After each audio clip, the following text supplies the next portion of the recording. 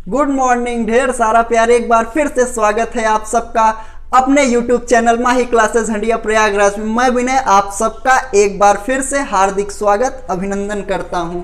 हम कल पढ़े थे इतिहास के बारे में। कल हमारा चैप्टर समाप्त हुआ था धर्म ग्रंथ पे।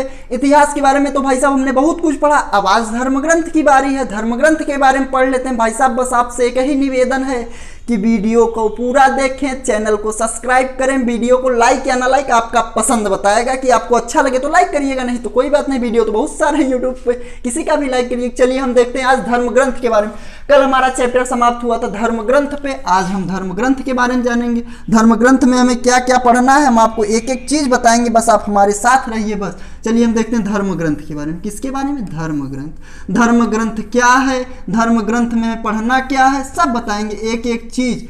बस भाई साहब आप वीडियो को पूरा देखिए। बस एक ही कृपा बनाइएगा महानुभाव, वीडियो को लाइक आप पसंद ना पसंद बताए, सब्सक्राइब जरूर करिएगा, बस इतना करिएगा। अब धर्म ग्रंथ में पढ़ना क्या है, धर्म ग्रंथ है क्या, चलिए इस टॉपिक पे हम बात कर लेते हैं। धर्म ग्रंथ अब हमारी टॉपिक है धर्म ग्रंथ। धर्म ग्रंथ में हम पढ़ेंगे क्या? सबसे पहले धर्म ग्रंथ में हम पढ़ेंगे, धर्म ग्रंथ में हम पढ़ेंगे वेद,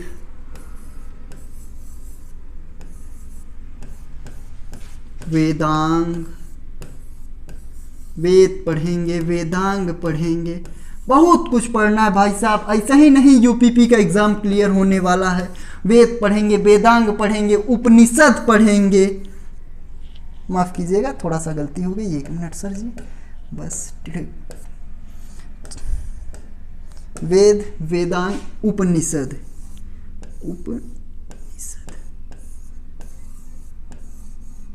वेद पढ़ेंगे, वेदांग पढ़ेंगे, उपनिषद पढ़ेंगे, चौथा है पुराण पढ़ेंगे। बहुत कुछ पढ़ना अभी भाई साहब, बस आप देखते रहिए। आप अपने विनय सर को बस इसी तरह प्यार करते रहिए, इसी तरह वीडियो को लाइक कीजिए, चैनल को सब्सक्राइब कीजिए।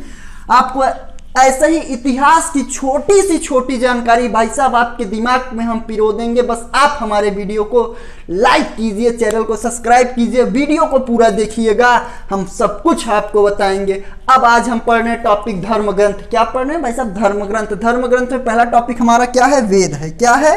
वेद। तो चलिए वेद के बारे में देखते हैं। पहला टॉपिक हमारा वेद। क्या है? वेद।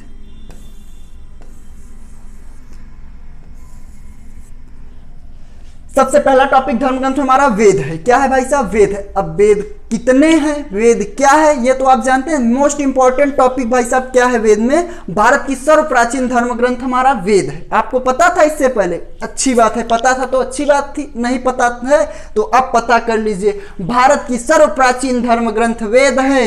वेद कितने हैं ये भी देख लेते हैं। सर्व प्राचीन धर्म ग्रंथ के बारे में जान ले वेद। अब वेद देखते हैं कितने, यहाँ का दिख रहा है, चलिए देखते हैं यहाँ पे वेद। वेद के प्रकार, वेद के प्रकार।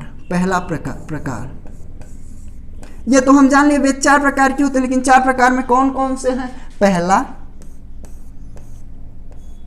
भाई साहब, पहला ऋग्वेद। क्या है? पहला ऋग्वेद। दूसरा यजुर्वेद। क्या भाई साहब? पहला ऋग्वेद, दूसरा यजुर्वेद। हाँ तो महानुभाव ध्यान से देखिएगा, पहला ऋग्वेद, दूसरा यजुर्वेद, तीसरा अथर्ववेद। क्या? तीसरा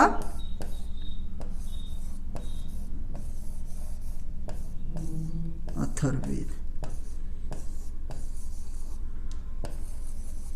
और चौथा ऋग्वेद, यजुर्वेद। माफ कीजिएगा थोड़ा सा गलती हो गया, ऋग्वेद, यजुर्वेद, सामवेद। तीसरा हमारा जो है वो श्यामवेद, श्यामवेद। तीसरा कहीं गलती हो रही, तीसरा हमारा सामवेद। क्या है? तीसरा। यहाँ पे महानुभाव देखिएगा थोड़ी सी गलती हो गई। चौथा हमारा जो है अथर्ववेद, चौथा है। तीसरा जो है हमारा, तीसरा यहाँ पे लिख लीजिएगा, तीसरा। यहाँ पे थोड़ी सी गलतियाँ हो गई हमारा। हाँ चलिए इसे मिटाते हैं। अब आ जाते हैं फिर से अपने टॉपिक पे। थोड़ी सी यहाँ पे गलती हो गई भाई साहब, देख लीजिएगा। पहला, दूसरा, तीसरा हमारा जो है, तीसरा ऋग्वेद, यजुर्वेद, सामवेद। क्या है?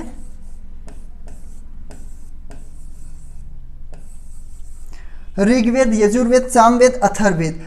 अब देखिए हम वेद के प्रकार जाने। वेद में 4 प्रकार हैं, ऋग्वेद, यजुर्वेद, सामवेद, अथर्ववेद। अब भाई साहब वेद में भी होता है उपवेद, जैसे आपका नाम 2 है, घर का नाम कुछ होगा, स्कूल का नाम कुछ होगा, तो आपके भी 2 नाम हुए ना, वैसे ही इन वेद के भी 2 नाम, एक वेद एक उपवेद। अब ऋग्वेद का उपवेद क्या होगा, आइए हम फिर से इसे क्लियर कर देते हैं। ये तो हो गया, वैसे कुछ खास टॉपिक तो है नहीं कि आप स्क्रीनशॉट लेंगे, अगर लेना चाहे तो ले सकते हैं, मैं बगल हो जाता हूं, और नहीं लेना तो कोई बात नहीं, वीडियो को रोक के ले लीजिए कि स्क्रीनशॉट, वैसे कुछ खास टॉपिक तो है नहीं। अगर आप पढ़ने वाले तो आपके लिए तो बहुत जरूरी होगी, नहीं तो कोई बात ही नहीं है। चलिए अब हम देखते हैं, इसे मिटा देते हैं, खत्म हुआ बात। अब हम देखते हैं वेद के उपवेद। क्या, वेद के उपवेद, वहां पे थोड़ी सी गलती हो गई थी भाई साहब। अब देखते हैं ऋग्वेद। क्या, ऋग्वेद, ऋग्वेद था दूसरा, यजुर्वेद,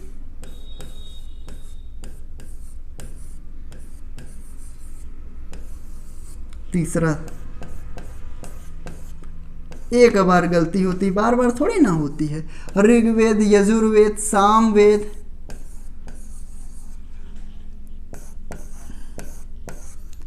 अथर्ववेद।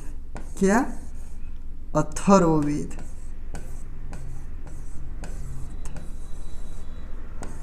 वहां पे थोड़ी सी गलती हो गई थी, फिलहाल आप इतने दयालु हो ही थोड़ी बहुत गलतियों को नजरअंदाज कर देते हैं। ये है हमारे वेद, ये हैं वेद। अब वेद के होते हैं उपवेद, जैसा कि अभी हमने आपको समझाया कि आपका एक नाम घर का, दूसरा नाम स्कूल का, तो इसे भी देख लेते हैं।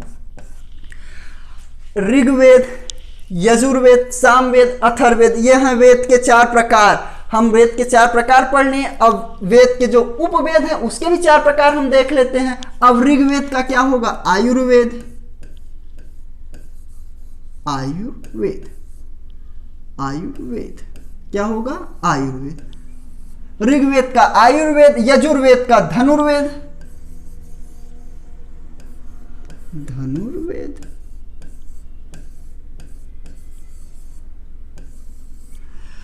ऋग्वेद का आयुर्वेद, यजुर्वेद का धनुर्वेद, सामवेद का गंधर्ववेद, गंधर्ववेद,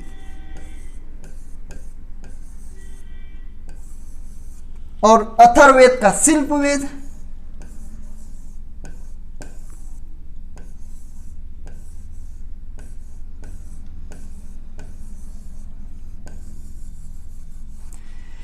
ये सब ध्यान से पढ़िएगा महानुभाव, आपके परीक्षा के दृष्टि से बहुत ही जरूरी प्रश्न ये सब है जो आपको मैं बता रहा हूँ, ये बहुत ही जरूरी है। UPP, UPSI, UP triple SC जैसे एग्जामों के लिए ये मोस्ट इंपॉर्टेंट टॉपिक कह सकते हैं हम, बहुत ही ज़्यादा जरूरी है। इसीलिए मैं वीडियो के शुरू में भी कह रहा हूँ, वीडियो के बीच में भी कह रहा हूँ कि यदि आपके पास समय हो, आप घर पे हो, तो एक पेन और कॉपी लेके बैठ जाइए, ये सब लिख लीजिए, परीक्षा के दृष्टिकोण से बहुत ही महत्वपूर्ण टॉपिक है। चलिए अब हम देखते हैं, ये 4 हो गए हमारे। अब सबसे पहला हमारा क्या है, सबसे पहला ऋग्वेद। आइए हम ऋग्वेद के टॉपिक पे चलते हैं। किसके टॉपिक पे, ऋग्वेद के। हमारा ऋग्वेद टॉपिक क्या है, ऋग्वेद हो।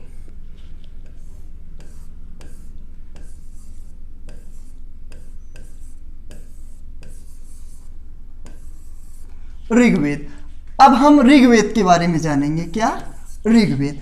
वेद तो 4 पढ़े, 4 वेद पढ़े और 4 उपवेद भी पढ़ लिए। ऋग्वेद का क्या था भाई साहब, आप बताओ। हाँ, अभी तुरंत ही बताएं, ऋग्वेद का आयुर्वेद था। ऐसे ही भूल जाओगे, लिखोगे नहीं तो ऐसे ही भूलोगे। अब हम ऋग्वेद के बारे में जानते हैं।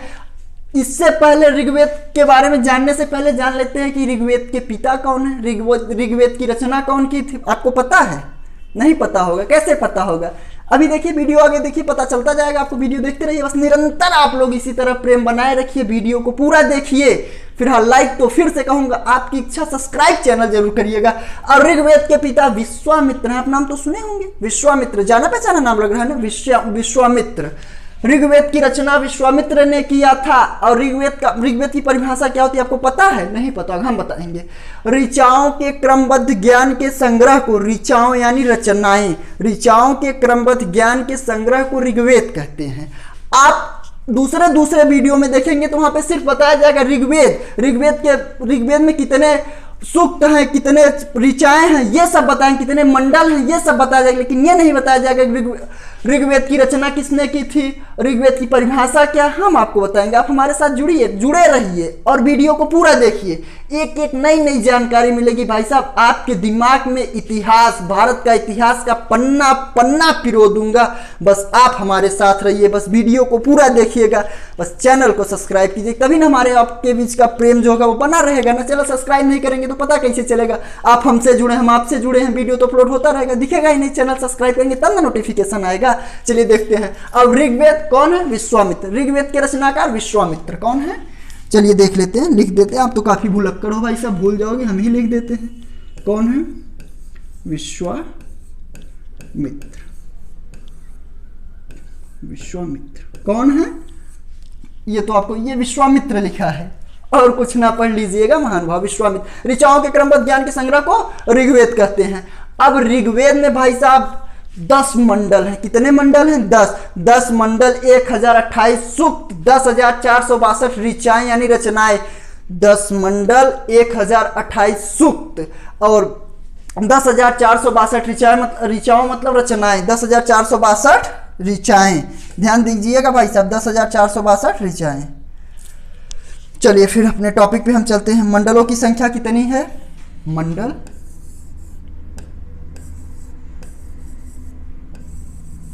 मंडल की संख्या 10, सूक्त,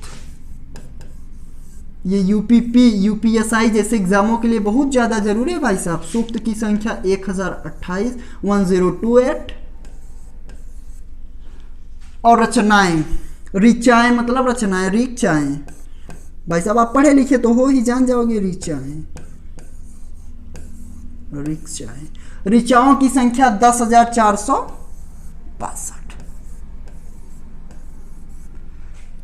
ऋग्वेद के रचनाकार विश्वामित्र। भाई साहब एक एक चीज आपको बताई जाएगी, एक एक चीज आप सबको पढ़ाई जाएगी, बस आप मन लगा के पढ़िए, ध्यान से पढ़िए। ऋग्वेद पता चल गया, ऋग्वेद के रचनाकार। ऋग्वेद में 10 मंडल, 1028 सूक्त, 10,462 ऋचाएं यानी रचनाएं। इन सब रचनाओं के रचनाकार कौन है सब बताई जाएगी आपको, बस ध्यान दीजिए। 10 मंडल की संख्या कितनी है, 10। चलिए 10 मंडल देख लें।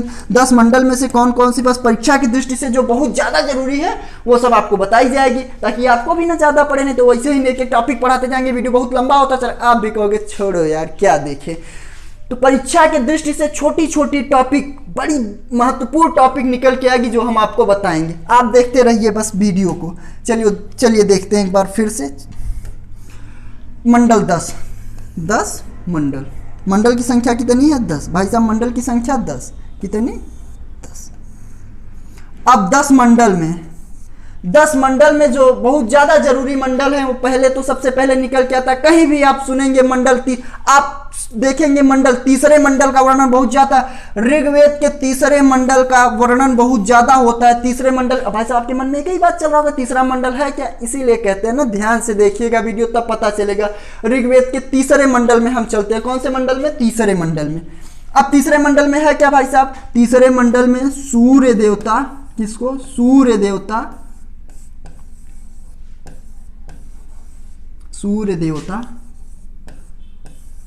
और सावित्री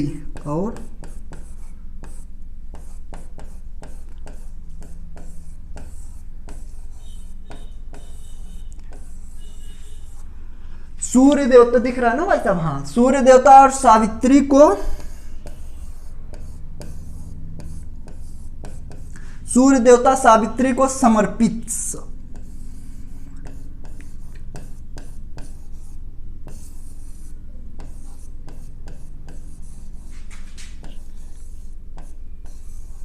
सूर्य देवता सावित्री को समर्पित गायत्री मंत्र है। क्या है भाई साहब, आया ना टॉपिक।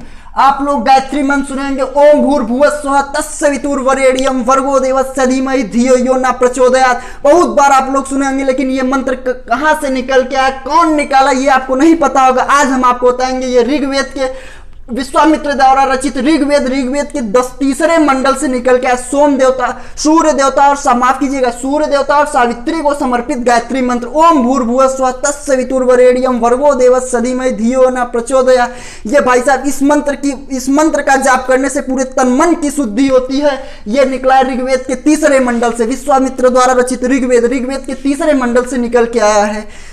एक तो अब 10 मंडल में से तीसरा मंडल बहुत ज्यादा जरूरी था, जो सूर्य देवता और सावित्री को समर्पित गायत्री मंत्र था। गायत्री मंत्र तो आप सब जानते हैं, हिंदू धर्म की मान्यता है कि जो भी गायत्री मंत्र का जाप करता है उसके तन मन की शुद्धि होती है भाई साहब। ये था तीसरा मंडल। अब हम पढ़ेंगे ऋग्वेद के 9वें मंडल। कौन सा? ऋग्वेद का 9वां मंडल। अब आप सोच रहे होंगे ऋग्वेद के 9वें मंडल में क्या है? तीसरे मंडल में तो वो था जो हमने पढ़ा। अब ऋग्वेद के 9वें मंडल में सोम देवता, वहां सूर्य देवता का उल्लेख था, यहाँ सोम देवता का उल्लेख है। कौन? सोम देवता।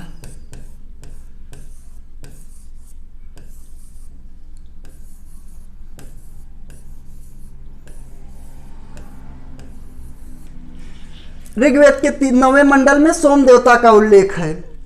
और इसके 8वें मंडल में, इसके ऋग्वेद के इसके 8वें मंडल में, इसके 8वें मंडल में देखिए भाई साहब, अभी तो हमने जो पढ़ा जरूरी था हमारा तीसरा मंडल, 9वां मंडल। अब 8वां मंडल, इसमें हस्तलिखित रचनाएं जो थी, इसमें हस्तलिखित रचना, 8वें मंडल में हस्तलिखित रचनाओं को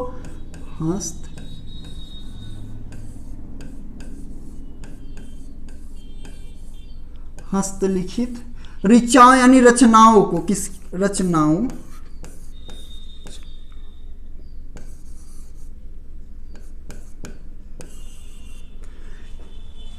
इसके हस्तलिखित रचनाओं को भाई साहब खिल खिला खिल खिल कहा गया। क्या? खिल। हस्तलिखित रचनाओं को खिल कहा गया है। ये ध्यान दीजिएगा भाई साहब, आप भूलिएगा मत। ऋग्वेद के 8वें मंडल में हस्तलिखित रचनाओं को खिल खिला खिल खिल कहा गया है। और ध्यान दीजिएगा इसका 10वां मंडल जो है वो भी परीक्षा की दृष्टि से बहुत ज्यादा जरूरी है। 10वां मंडल। अब आप सोच रहे हो 10वां मंडल में क्या है, इसीलिए कहते हैं ना, एक एक बात आपको बतला देंगे, सब कुछ पढ़ा देंगे, बस आप ध्यान दीजिएगा। 10वें मंडल में पुरुष सूक्त के आधार पर,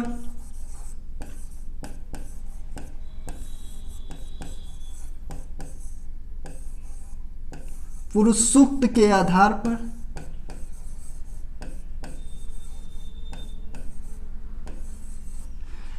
इसके 10वें मंडल में पुरुष सूक्त के आधार पर हमारे जाति को 4 भागों में बांटा गया। हमारे धर्म को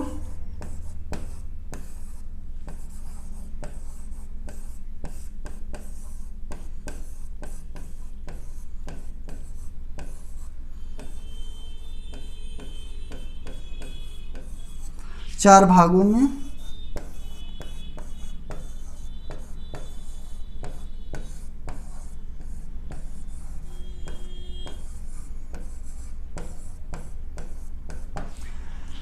दसवें मंडल के पुरुष सूक्त के आधार पर हमारे धर्म को 4 भागों में बांटा गया है। पुरुष सूक्त के अनुसार 4 वर्ण में बांटा गया। धर्म 4 वर्ण में बांटे गए हैं। वो 4 वर्ण कौन है? आप जानते होंगे, ब्राह्मण, क्षत्रिय, वैश्य, शूद्र, जो क्रमशः ब्रह्मा के मुख, भुजाओं, जंघाओं और चरणों से निकले हैं। आपको पता होगा, नहीं पता होगा तो हम बताते हैं। ब्रह्मा था ऋग्वेद के 10वें मंडल में पुरुष सूक्त के आधार पर जातियों को 4 वर्ण में बांटा गया है। पहला ब्राह्मण, क्षत्रिय, वैश्य और शूद्र। वो कौन है? ब्राह्मण, क्षत्रिय, वैश्य और शूद्र। याद रखिएगा भाई साहब। चलिए अब अगले चैप्टर पे हम अपने चलते हैं। ये तो हमारे 4 जो मेन 4 खास मंडल थे, परीक्षा के दृष्टिकोण से बहुत ज्यादा जरूरी थे, उसके बारे में हमने आपको बता दिया। ये 4 मंडल थे हमारे, ये चारों जरूरी थे। इन चारों का वर्णन मैंने आपके साथ कर दिया। अब ऋग्वेद के एक बहुत ही परीक्षा की दृष्टि से बहुत ही ज्यादा जरूरी टॉपिक क्या आता है, आइए हम आपको बताते हैं। ये ऋग्वेद जो था, ऋग्वेद, अभी तो हम ऋग्वेद के बारे में पढ़ रहे थे। ऋग्वेद के कई परिच्छेदों में एक अघन्य शब्द है। अघन्य, क्या? अघन्य। ये ऋग्वेद के कई परिच्छेदों में इसका वर्णन बहुत बार पाया गया, लेकिन लोग ये नहीं समझ पाते ऋग्वेद के जो ऋग्वेद में अघन्य शब्द का वर्णन है, इसका मतलब क्या है, ये किसी को नहीं पता है भाई साहब। अब आज से, अभी से 5 सेकंड के बाद आपको पता चलेगा कि अघन्य शब्द का प्रयोग किस लिए किया जाता है। भाई साहब हम आपको बता दें, आपको नहीं पता होगा। अघन्य शब्द का प्रयोग इसलिए किया जाता है क्योंकि अघन्य शब्द का अर्थ गाय से है। किससे? गाय से। जो अपनी गाय माता, हिंदू धर्म की मान्यता है, गाय को माता मानते हैं। अघन्य शब्द का मतलब गाय से जो न मारने जाने योग्य है, न काटने जाने के योग्य है। अघन्य शब्द का मतलब गाय से है। अघन्य शब्द का मतलब गाय से, अघन्य शब्द का अर्थ गाय है। और आज के लिए बस भाई साहब इतना ही। हमारे साथ जुड़े रहने के लिए, वीडियो अंत तक देखने के लिए एक बार आप सबका फिर हृदय से आभार, बहुत सारा प्यार आप सबको। नमस्कार। आपने इतना प्यार दिया, पहले वीडियो में शतक मरवा दिया, हमें लगा बहुत ज़्यादा गर्व हुआ हमें भाई साहब। बस इसी तरह आप लोग अपना प्यार बरसाए रखिएगा। एक बार फिर से कहूँगा कि वीडियो को सब्सक्राइब करना मत भूलिएगा। अगर आप वीडियो यहाँ तक देखें तो जाहिर सी बात है वीडियो आपको अच्छी लगी होगी। लाइक, सब्सक्राइब, कमेंट, शेयर सब कुछ करिएगा। मित्र अपने दोस्तों के साथ शेयर करिए, सब कुछ कीजिए। वीडियो को जितना से जितना हो सके शेयर कीजिएगा और सब्सक्राइब करना ना भूलिएगा। सब्सक्राइब करेंगे तभी हमारा और आपका प्रेम बना रहेगा। तब अब कल फिर मिलेंगे इसी चैनल पर इसी समय एक नए वीडियो के साथ। कल पढ़ेंगे, आज ऋग्वेद पढ़े थे, कल दूसरा वेद पढ़ेंगे। अभी तो वेद तो बहुत सारा पढ़ना है, पढ़ेंगे। कल फिर मिलेंगे इसी चैनल पे। तब तक के लिए जय हिंद, नमस्कार, ढेर सारा प्यार। कल मिलते हैं फिर। जय